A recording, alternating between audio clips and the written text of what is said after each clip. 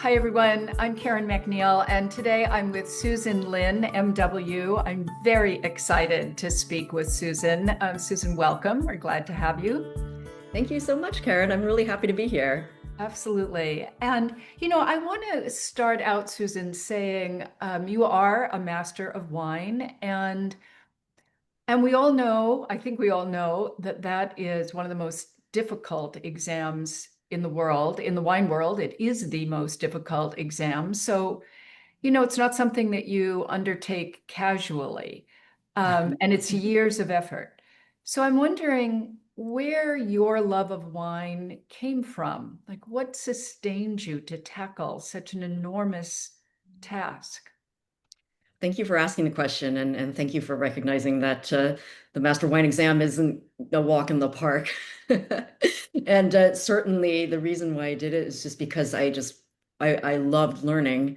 And when I was going through the my earlier wine studies, I just didn't want to stop. And even to this day, I mean, people say Master of Wine, but I'm a student for life. I'm always studying and always learning, and so it's a never-ending process, and that's what makes life wonderful and amazing. But it really just started with a fascination from when I was very, very young, when my maternal grandparents were still living in the United States, and I had the good fortune of being able to go over to their house to have dinners with the extended family when I was growing up.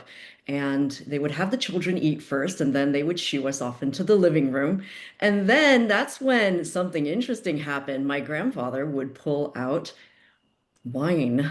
He would pull out cognac. This was adult time, and something magical happened. And I didn't want to go to the living room. I said, like, there's something really special happening here. My grandfather would really, really set the bar high for me in terms of what hospitality should be. He loved people and he loved entertaining and he loved creating great experiences.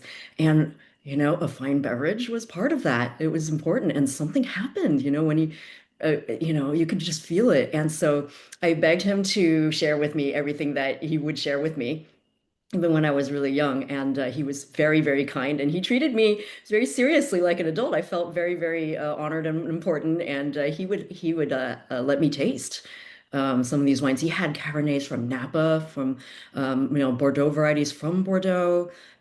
He had wines from Washington even back then, and then he would have cognacs and brandies.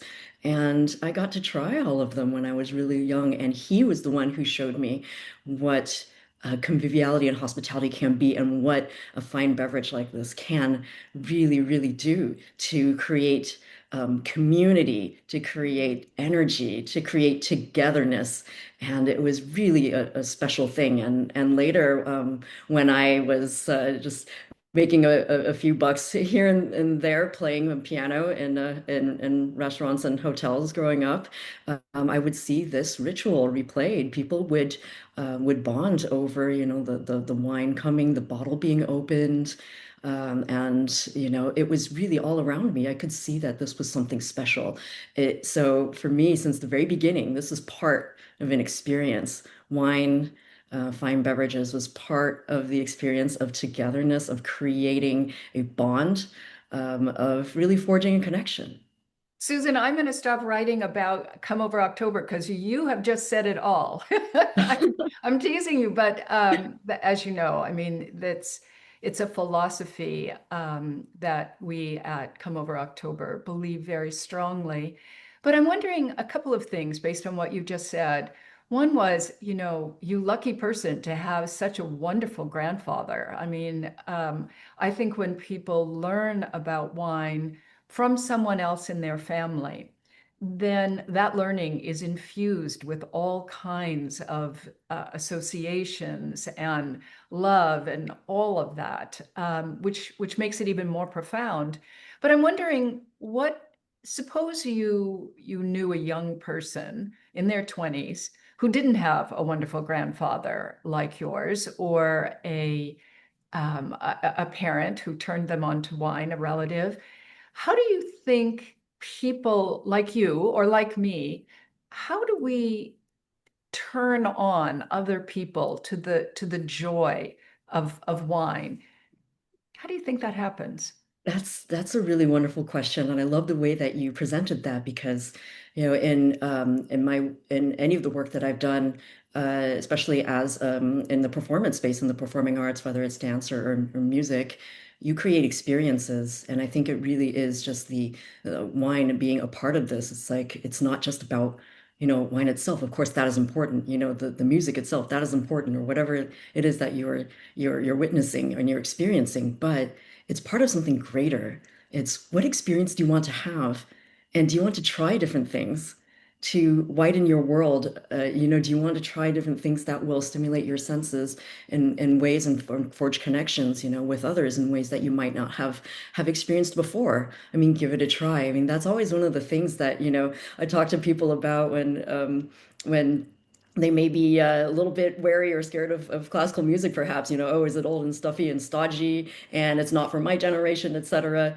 Like, people who composed that music were human beings and they had all sorts of feelings.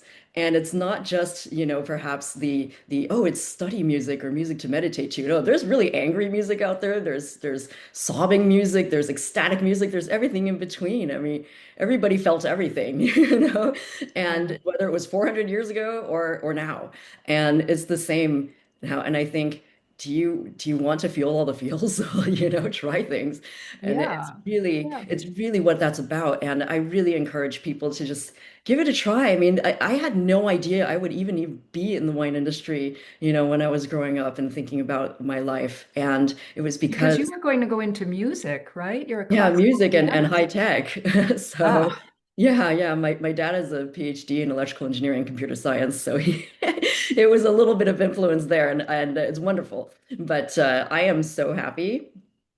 Um, I am so happy that this was is my trajectory because if I had said, "Oh, this is exactly what I'm going to do," in 5 years and 10 years, etc., I don't think I would have had the experiences that I've had up till now, and I wouldn't be living the life that I have now. So try things, try different experiences, and trust your instincts on mm, it. And mm. this is something that's really low stakes. It really is, That's true. How Yeah, bad can it be? and You're it's sharing wine with some friends. yeah, and there are Yeah, wines at all different price points that are absolutely like quality for value is just there's so many wines to try. You don't have to break your budget. I mean, right.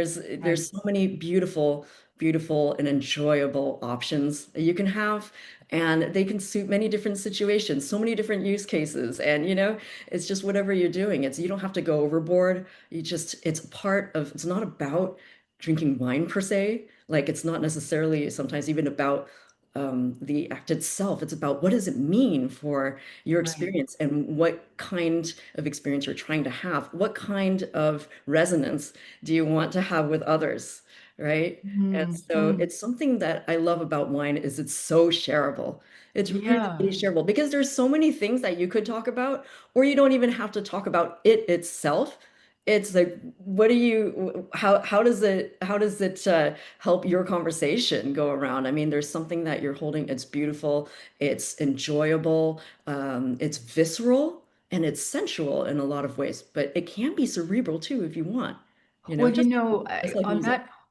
that point, I mean, something you said early on really struck me, which was, you were in love with learning, and I remember reading years ago that wine drinking is often assumed to correlate with income, but it doesn't really correlate with income. The one thing it does correlate with is a love of learning. People who are lifetime learners, who love to discover things, who are invariably the person like, let's look that up in Google, right? Let's find out about whatever it is. Those people who are curious constantly, mentally curious, find a kind of connection to wine because, as you point out, once you are on that gerbil wheel, me too, man, you are on lifelong learning for the rest of your life, and it feels good. It's not just that the pleasure of wine is nice, and it's not just, in a sense, the community, but I think it's a mental high Like you're always discovering things that, and that feels psychologically satisfying, I think. It's very true. That's such a wonderful point. It is a high. It really is. And the thing about wine is that you don't have to overthink it, but if you want to, you totally can. I mean, Exactly. isn't that wonderful? I think it's just if you want to go down that rabbit hole, you can, or sometimes you just really want to just sit back and relax and have a great conversation, or you want to just have like a great time, whether there's music playing and you've got a glass in your hand, you're kind of, you're kind of swaying around, you're kind of dancing around, or it's all those different things. You could be doing anything, you could be on the beach with your can or your plastic go vino or whatever it is, and it's great. I mean, it's versatile, and the great thing Yeah. is that it's really you can enjoy it slowly. You can it's not something that's overwhelming, right? Yeah. I mean, Let and me it let me comes ask in like you. low to like almost no low alcohol to a little bit more if you want to. I mean, depending on the style. And really, I always tell people and I'm sure you do the same. It's the number, the percentage of the alcohol is just a number. It's how the wine is made and the balance of it that Totally. really indicates like how that alcohol is going to feel. And and alcohol really is just more about the mouthfeel and the viscosity and Yes, of course.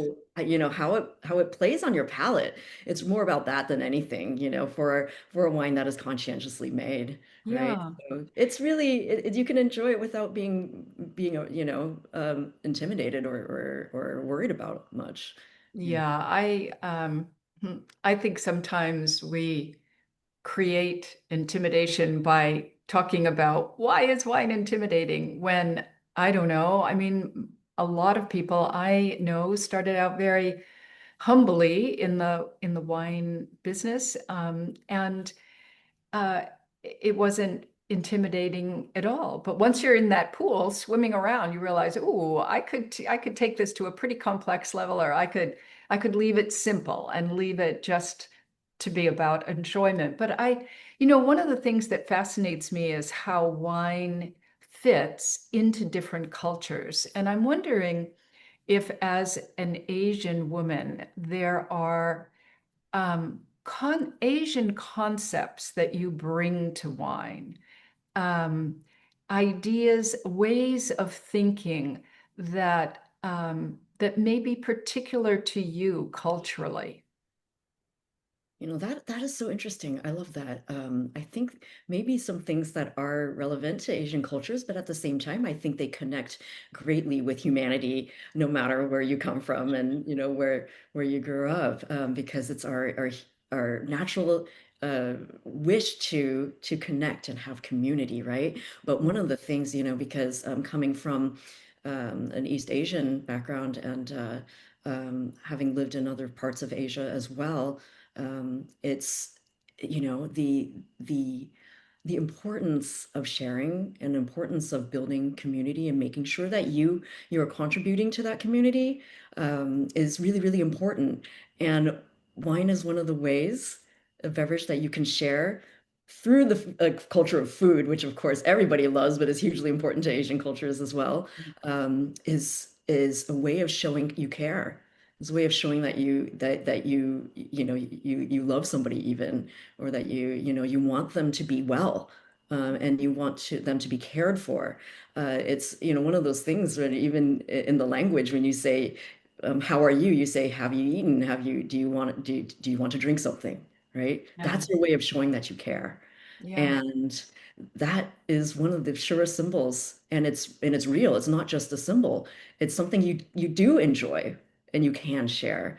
And this is one of the things that in working on bringing the nonprofit Asian Wine Association of America to life recently, we really, really want to highlight the the connection between wine and food culture. within the Asian cultures, right? And Asian cultures are very, very diverse, right? But I think this also applies to just about everybody because most people and cultures love to eat and to gather. But I think that sense of being able to really contribute and show that you care, and to be able to build that community through these gestures, is something that is really relevant. Why wine is really relevant, really good Mhm. beverage. So And uh, that has super special. societal value, I think. The idea of people coming together in, I know this is an old-fashioned word, but in goodwill, in friendship, with caring intention. I think we sometimes lose sight of how important that is in society. And God knows we are a society right now that needs every bit of good connection that it can muster in a way.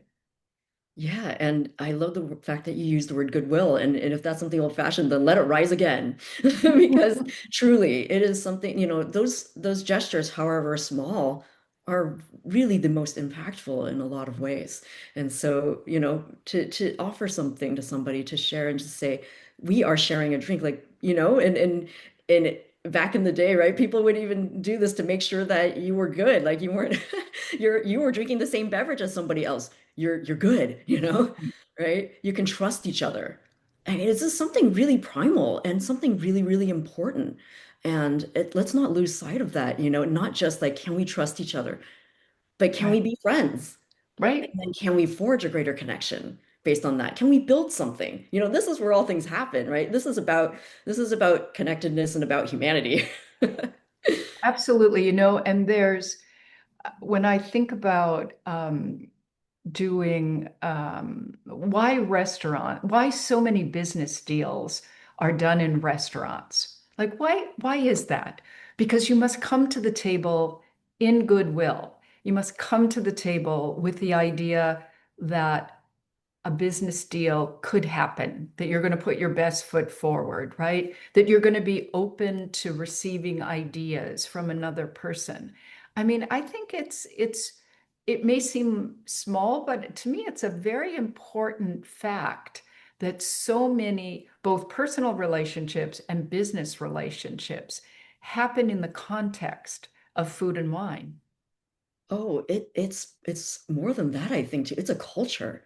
It really Mm, is. I mean, part of the reason that really this and was so impressed upon me was like when I mentioned when I was growing up and doing my music gigs at these establishments, I saw so many of those mm, relationships being forged and those deals happening. In those settings, I did a lot of lunches and also dinners. So you see all those so-called, they were not power lunches per se, but people were meeting over business. And yeah, I would see that happening. And when you're, you know, a high schooler, that really, really makes a difference in the sense that you understand that something special is happening here. And I already knew that, with the example that my grandpa set for me, things do happen when you extend that kind of gesture. mm, And it's symbolic, but it is symbolic for a reason and why it has persisted through the centuries. It's because it's real. that's It right. really, really does help us be humans and to reach out to others. Well, on that note, Susan, that was so beautifully said. Thank you so much for talking with us today. And I hear your words, and they touch my heart in the same way that wine touches yours. I know. So thank you very much for joining us. Really Thank appreciate you, it. Karen, and thank you for spearheading and being part of this important initiative along with your partners in Come Over October, because this is such an important message, not just for October, for any time of the year, because like you said, goodwill, sharing, and connection. This is what we need now and always. And so thank you for everything that you're doing. It makes me feel so hopeful for just humanity. Thank you. Pleasure.